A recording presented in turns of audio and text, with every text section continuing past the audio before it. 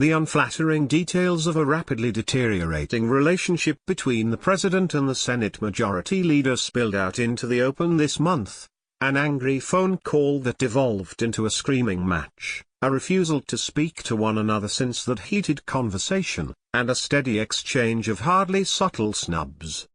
But the constant drip of reporting about the stunningly strained ties between Trump and McConnell appear to have done little so far to compel the two powerful Republicans to swallow their pride and hug it out. In fact, the tension appears to be mounting. The only problem I have with Mitch McConnell is that, after hearing repeal and replace for 7 years, he failed.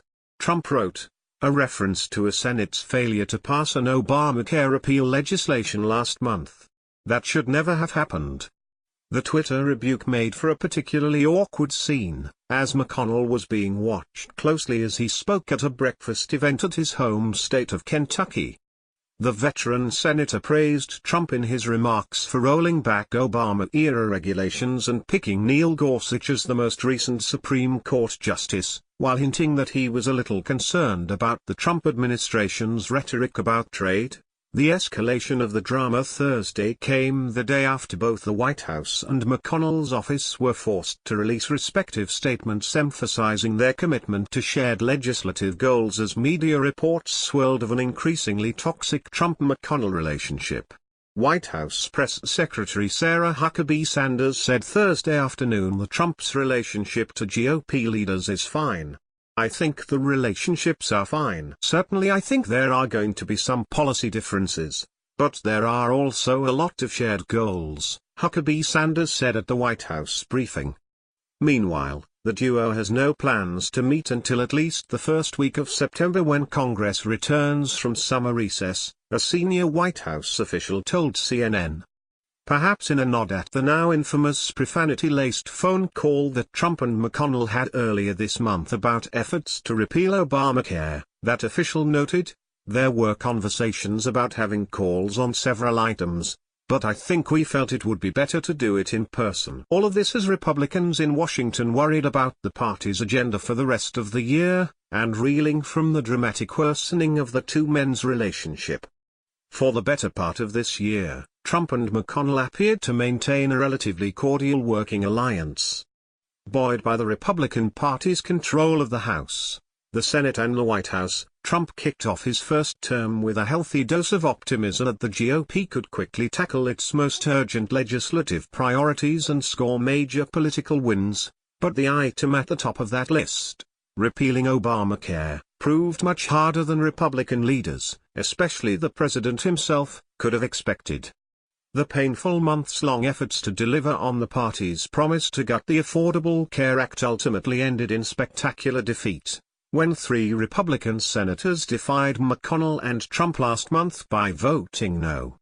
The failure did not sit well with Trump, who quickly took to Twitter to train his fire on McConnell. Can you believe that Mitch McConnell, who has screamed repeal and replace for 7 years, couldn't get it done? Trump said in one of several tweets aimed at the Senate Majority Leader. Mitch, get back to work, began another. The brewing Trump-McConnell feud has plenty of congressional Republicans and their aides siding with the Senate Majority Leader. One GOP senator on Wednesday simply called on the president to back off.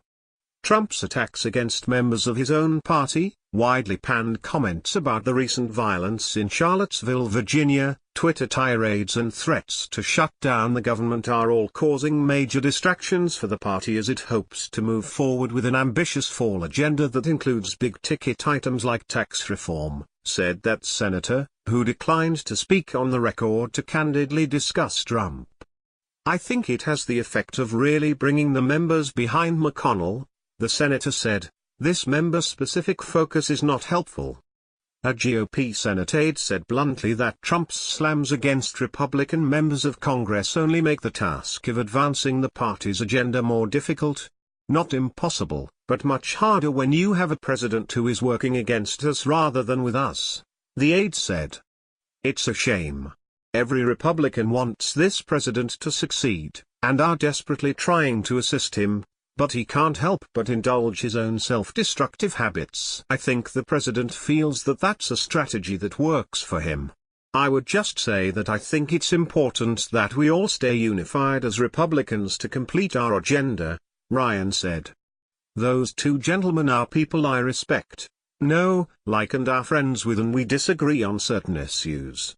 This story has been updated to reflect breaking news.